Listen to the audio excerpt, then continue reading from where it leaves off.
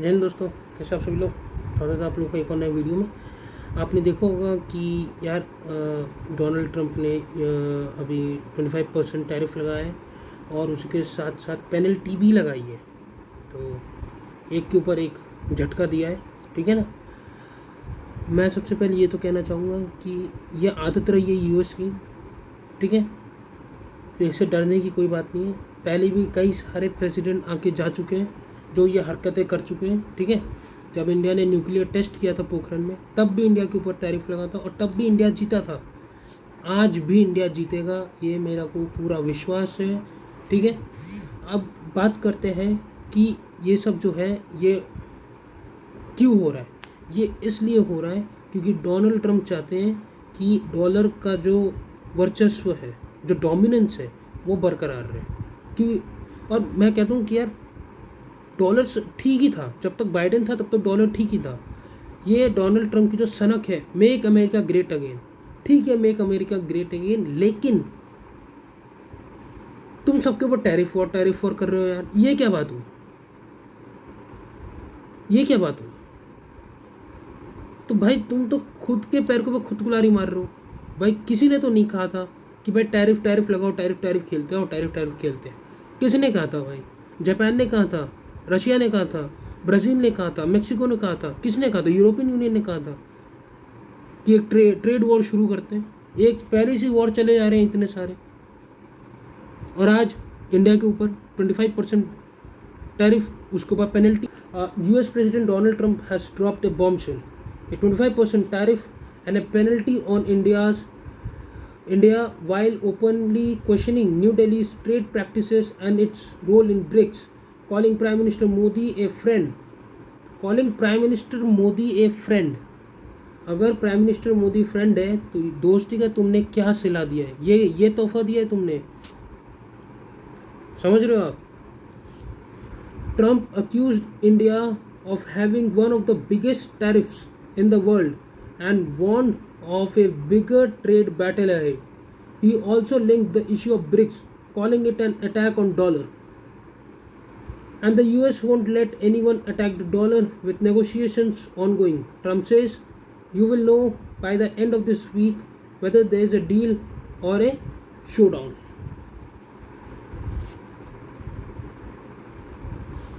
BRICS America की tariff नीति से तंग आकर के डॉलर के डोमिनेंस को कम करना चाहता है। जब बाइडेन था तब तो नहीं था ये कि यार हमें डॉलर से छुटकारा पाना है, हमें ये करना, तब तो नहीं था ये। सब तो ठीक चल रहा, सब डॉलर में ट्रेड कर रहे थे।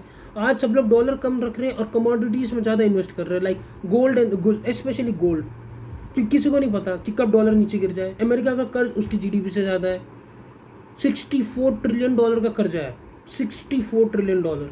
और यूएस जीडीपी कितनी की है? ये देखो यूएस जीडीपी कितनी की है, 30.507 ट्रिलियन। कर्जा कितने का है? $60 ट्रिलियन। Just imagine. और ये कर्जा आज तक वापस नहीं दिया गया है, ये बात आप ध्यान रखना। इसका एक पेनी तक वापस नहीं दिया गया।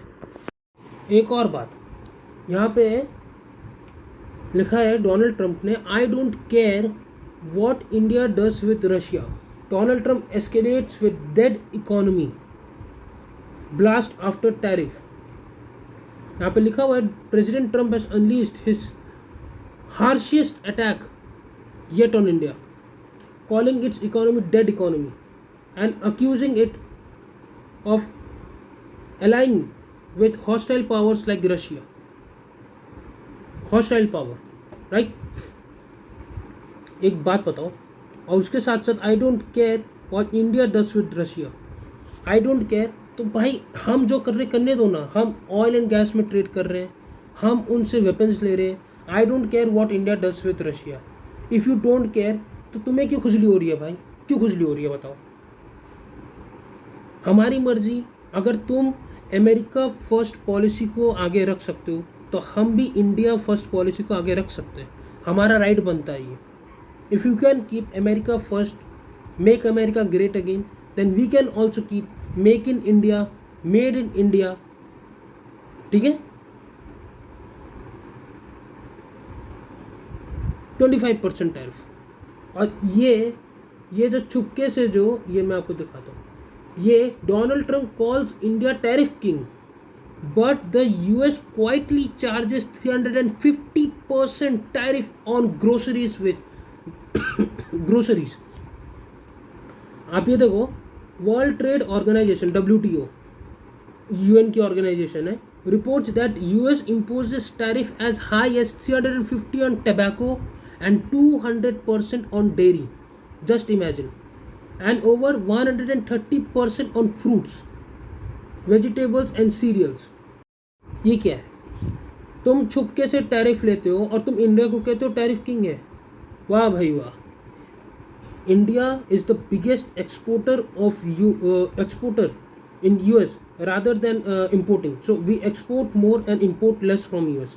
ये आपको पता होना चाहिए। Similarly Indian duties such as 150% on whiskey and wines or 125% on certain automobiles are in line with those of the countries like Japan. 400% on rice, 400% का टैरिफ लगता है चावल के ऊपर, and Korea up to 887% on produce.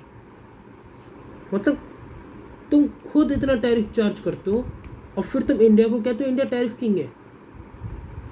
भाई हर देश के अपनी ज़रूरतें होती हैं और हर देश अपने फॉरेन एक्सचेंज रिजर्व को बढ़ाने के लिए टैरिफ तो चार्ज करेगा ही। और क्यों ना करे भाई, क्यों ना करे? अगर हम US को एक्सपोर्ट कर रहे हैं, इंपोर्ट करने की, US से इंपोर्ट करने की जगह, जो कि अच्छी बात है क्योंकि हम चाइना से इंपोर्ट करते हैं, उनको एक्सपोर्ट कम करते हैं। यहाँ हम एक्सपोर्ट ज़्यादा कर रहे हो, इंपोर्ट कम कर रहे हैं। उसी की दोस्तों एक और चीज़, 25 साल का जो रिलेशन है, 25 सालों का जो रिलेशन है, ये 25 सालों के रिलेशन में ये आज का दिन सबसे बुरा दिन था इंडिया और अमेरिका के रिलेशन में, इंडिया US रिलेशन में। 25 साल में आपको डेट बता देता हूँ। 1998 जब इंडिया ने न्यूक्लियर टेस्ट किया था पोखरण में, तब से लेके आज तक का ये इतने ईयर्स में, इतने वर्षों में ये आज का सबसे बुरा दिन है दोनों ही कंट्रीज़ के रिलेशनशिप में। और ये हो किस लिए रहा है? ये हो इसीलिए रहा है क्योंकि डोनाल्ड ट्रंप अपनी हरकतों से बाज नहीं आ रहा, डोनाल्ड डक अपनी हरकतों से बाज नहीं आ रहा। एक और सुनिए महाशय का कारनामा। अभी तो आपने ये देखा है कि इसने हमारी इकोनॉमी को डेड इकोनॉमी कहा है और वगैरह वगैरह जो भी है। 25 साल का सबसे बुरा दिन रहा है। ये खुद ज़्यादा टैरिफ चार्ज करता है और हमें टैरिफ किंग कहता है, ठीक है ना। ये ब्रिक्स के ऊपर सवाल उठा रहा है, जो कि ऑब्वियसली बात है, US की नीतियाँ ठीक नहीं है। और अगर ये रशिया, चाइना, इंडिया पे टैरिफ लगाता है, जो कि इसने लगाया भी है, चाइना पे 30%, इंडिया पे 25%, रशिया पे तो पता नहीं कितना ही लगा दिया है। मेरा मानना ये है कि तीनों ही कंट्रीज़ को एक साथ आके अलायंस बनाना चाहिए इस टैरिफ वॉर के खिलाफ। In Russia, India, China, RIC, तीनों एक साथ हो जाओ। तीनों एक साथ हो जाएंगे, फिर तीनों सामना करेंगी। और जब तीन महाशक्ति एक साथ आ जाएंगी, कोई भी बाल भी बाका नहीं कर पाएगा। अब देखना, अब यहाँ पे आता है कि एक और चीज़ मैं आज लगा दूंगा।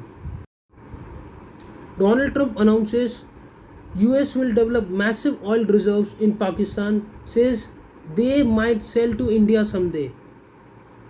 पाकिस्तान हमें तेल बेचेगा। कॉमेडी चल रहा है यहाँ पे। US जानता है कि रिसेंटली इंडिया और पाकिस्तान के बीच वॉर हुआ है, और वो किस लिए हुआ है ये भी वो जानता है, आतंकवाद के खिलाफ। इसी के साथ साथ उसको ये भी पता है कि कंडीशनल सीज फायर है। ये जो हुआ है ना सीज फायर, ये कंडीशनल है, ये कंडीशनल सीज फायर है। आप देखना 11 अगस्त के बाद जब ये ख़त्म होगा तब देखना पाकिस्तान फिर से हमला करेगा। मैं आपको बता रहा हूँ, मैं आपको डेट बता रहा हूँ, विद डेट मैं आपको बता रहा हूँ। ये जो डेट है आपका अगस्त के बाद देखना, सितंबर, ये जो मंथ है सितंबर के स्टार्टिंग में आप देखना कुछ ना कुछ होगा। और इंटरेस्टिंग बात है कि एशिया कप भी तभी है, एशिया कप भी तब है। तो ये जो है सितंबर का मंथ, सितंबर, अक्टूबर, नवंबर, इन 3 महीनों में आप देखोगे पाकिस्तान अपने नापाक हरकतें फिर से शुरू करेगा। कुत्ते की पूंछ कभी सीधी नहीं होती है, वो टेढ़ी ही रहती है। एक देश जो अपने लोगों को ब्रेड तक नहीं खिला सकता, वो हमें तेल बेचेगा और तुम वहाँ पे ऑयल रिजर्व बनाओगे, ताकि यूएस की आदत रही है। चाइना यूएस के खिलाफ जा रहा है, उसने इंडिया को रखा है। इंडिया यूएस के खिलाफ हो रहा है, उसने पाकिस्तान को रखा है। ये यूएस का गेम समझो, साइकोलॉजिकल गेम के साथ साथ ये पीछे प्लानिंग गेम भी खेलता रहता है।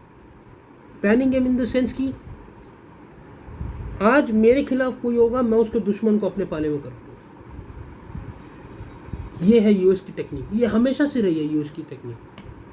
आप देखेंगे कि ऑपरेशन सिंदूर जो होल्ड पे है वो फिर से शुरू होगा, फिर पाकिस्तान को हम मारेंगे और बुरा मारेंगे। और एक और बात, पाकिस्तान के साथ ना ही हमें कोई संवाद चाहिए, ना ही हमें कोई मित्रता चाहिए।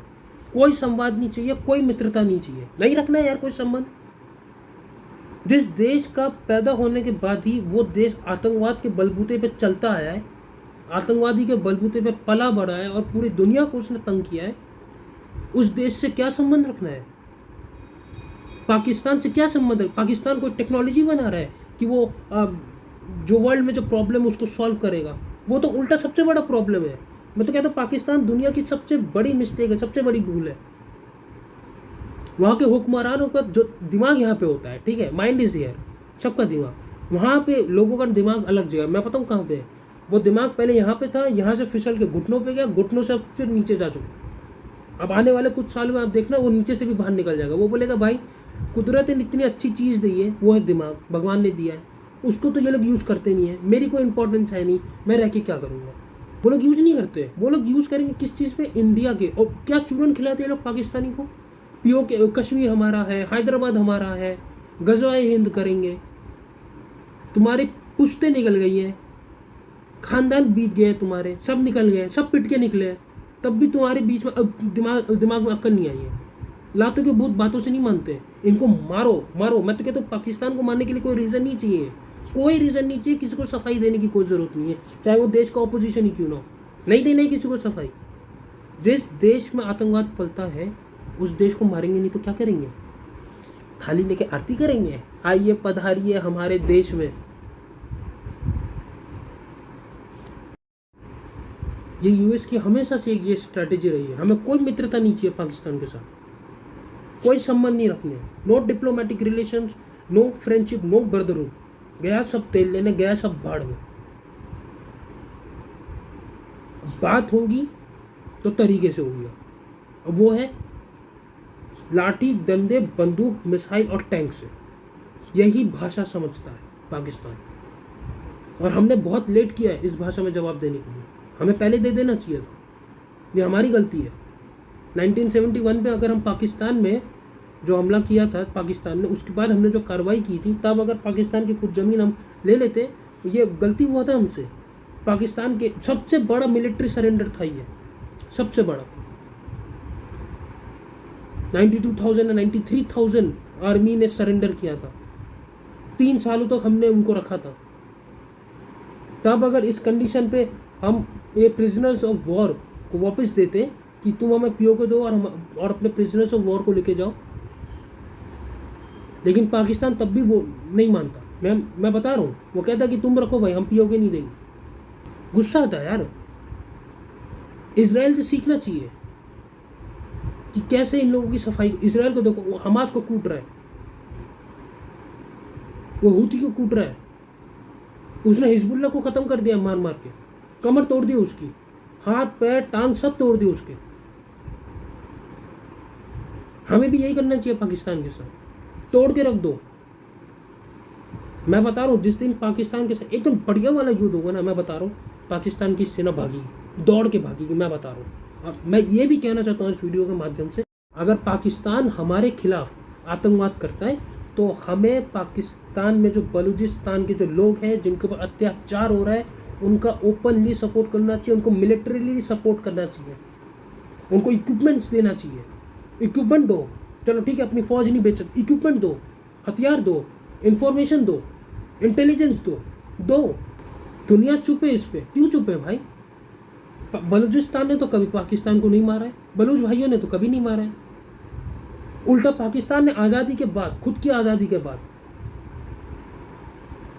बलूचिस्तान को ऊपर हमला करके कब्जा कर लिया।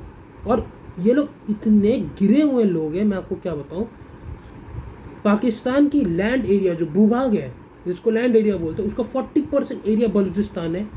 वहाँ पे बहुत सारे मिनरल ओर्स भी है, ठीक है ना, बहुत सारे खनिज संपादक चीज़ें मिलती है वहाँ पे, ठीक है। और पाकिस्तान वहाँ के लोगों को ही नहीं देता ये चीज़ें, कोयल भी वहीं से निकलता है, उल्टा मारता उन लोगों को अलग है। हाई टाइम पाकिस्तान ने आतंकवाद का सहारा लिया तो हम बलोच का सहारा लेके बलूचिस्तान को आज़ाद करवाएंगे, बात ख़त्म। बलूचिस्तान के लोग आतंकवादी नहीं है, वो फ्रीडम फाइटर्स हैं, वो फ्रीडम फाइटर्स हैं, वो भी हमारी तरह जंग लड़ रहे हैं आज़ादी पाने के लिए। जैसे जापान ने हमारा साथ दिया था, जर्मनी ने हमारा साथ दिया था आज़ादी पाने में, आज़ाद हिंद फौज का, वैसे हमें भी साथ देना चाहिए बलोच लोग भाइयों और बहनों का। बलूचिस्तान को रिकॉग्नाइज करना चाहिए as a country, as a nation. Pakistan will sell oil to India someday, बढ़िया है। कंटेनर है उनके पास तेल बेचने के लिए, बैरल है उनके पास तेल बेचने के लिए। अपने लोगों को ब्रेड खिला दो, ब्रेड, रोटी तो तुम्हारे नसीब से बाहर है, ब्रेड खिला दो कोरमा के साथ, वही बहुत है तुम लोगों के लिए। लाहौरी हो, खा खा के तो मोटे हो के भैंस की तरह, दिन रात सिर्फ ठूसना है और फालतू बोलना है, ये इनका काम है और कुछ काम नहीं है। पाकिस्तान के पास स्टार्टअप के नाम के क्या है पता है? आतंकवादी कैंप्स, जहाँ से वो अपने स्टार्टअप के प्रोडक्ट्स को एक्सपोर्ट करते रहते हैं। Donald duck, I will same duck, Donald डम भी बोलने का मन कर रहा है मेरे को, नाम मैच हो रहा है। डोनाल्ड डक, डोनाल्ड डम, he has gone mad. Bharat के खिलाफ क्या करना है, अब ये कदम उठा रहे। मोदी इज माई फ्रेंड, दोस्त है तुम्हारा तो तुम दोस्त के खिलाफ ही खंजर। दोस्ती का सही मायना अगर दोस्ती किसी ने निभाई है वो रशिया है, यूएसएसआर था, फॉर्मरली नोन एज यूएसएसआर। 1971 जब सब मारने आए थे, अमेरिका ने तो अपना 7वां बेड़ा भेज दिया था मारने के लिए, तब रशिया ने अपना सबमरीन फ्लीट भेजा था, nuclear submarine fleet. And thanks to Indira Gandhi, I want to thanks her. क्यों? क्योंकि उन्होंने ये रिलेशन बिल्ड किया था यूएसएसआर के साथ। ये गलती हमारी थी, हमने यूएस को अपना दोस्त समझा। मैंने कभी नहीं समझा, मैं गवर्नमेंट की बात कर रहा हूँ। गवर्नमेंट ने समझा कि हम यूएस के साथ करीब जाएंगे, रशिया को साइड कर देंगे। यूएस कभी किसी का नहीं था, मैं हमेशा से ये बोलता, किसी गोरे के साथ हाथ मिलाओगे, स्पेशली अमेरिकन, मिलाने के बाद ना अपनी 5 उंगलियां गिन लेना, एक उंगली कम ना हो, गिन लेना। चाहे वो किसी गवर्नमेंट ऑफिशियल से हो या फिर वो किसी आम पब्लिक ही क्यों ना हो, वहाँ का गिन लेना। भरोसा नहीं है इन लोगों को, चीलल मुर्गी है सबके साथ। किम जोंग उन बर्गर ये कहता है कि हम यूएस पे मिसाइल मार देंगे। आज तक कुछ बिगाड़ पाया ये यूएस नॉर्थ कोरिया का? क्या बिगाड़ पाया? सैंक्शंस लगाया, उसके बाद भी वो साइबर अटैक करके अपना देश चला रहा है। कितने अच्छे स्कूल्स बनाए उसने, अच्छी मेडिकल फैसिलिटीज़ दे रहे हैं। प्रॉब्लम्स है उनकी कंट्री में, बेशक है, हमसे ज़्यादा है उनके देश में प्रॉब्लम, लेकिन they are committed for the welfare of the society and for the people.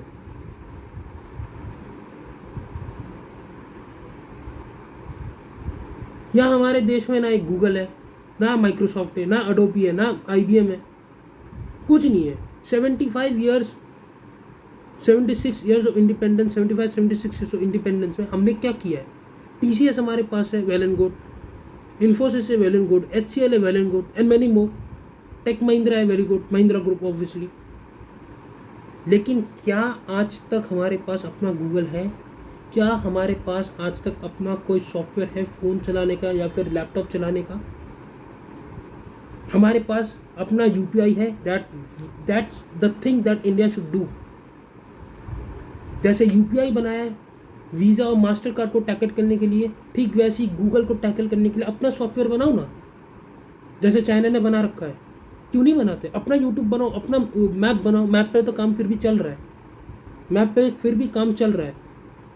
इसके पे आज ही मैंने पढ़ा है कि नारायणा एनर्जी जो एक बहुत ही प्रोमिनेंट कंपनी है ऑयल एंड गैस में, स्पेशली ऑयल में, माइक्रोसॉफ्ट ने उनकी सर्विसेज बंद कर दी। मैं वो आर्टिकल मिलता है तो मैं यहाँ लगा दूंगा, आप पढ़ लेना। सर्विसेज बंद कर दी, क्यों भाई? ये पहला स्टेप है अगेंस्ट अस आवर कंपनीज। इसलिए वक्त रहते अब भी समय है, दिमाग में घुसा लो। और ऑपोजिशन इस देश का पता नहीं क्या है।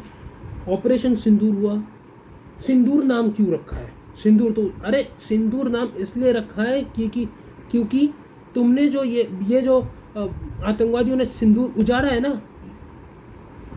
आतंकवादियों ने जो सिंदूर उजाड़ा है, इस सिंदूर की कीमत क्या है, अहमियत क्या है, ये बताने के लिए। आइंदा करने की जरूरत मत करना। लेकिन फिर भी ये लोग करेंगे, ये लोग मानने नहीं वाले। ये ISI वाले, ये पाकिस्तानी आर्मी वाले मानने नहीं वाले। पाकिस्तान से अगर बात करनी है ना, पाकिस्तान से गवर्नमेंट के साथ बात करके कोई फायदा नहीं है। It's just totally waste. आप आर्मी से बात करो, पाकिस्तान के मुंह पे आप करोड़ों रुपए मारोगे, वो आपके चरणों में बिक जाएगा। आज अगर इंडिया भी उनको पैसे देता है ना, लेट जाएगा, पैर चूमने लग जाएगा। सही बता रहा हूँ। वो जो भाड़े के जो मेडल नहीं रखे हैं यहाँ लटका के, जो सीने में जो चलता है, जो ये फील्ड मार्शल, आजकल known as failed marshal, failed, अब नाम ध्यान से सुनो, फेल्ड। ये जो वहाँ पे भी चोर बाजार होगा, ऑब्वियस बात है। ये तो लगाता है ना वो प्लास्टिक के जो मेडल, ये खोल के रख देगा नीचे।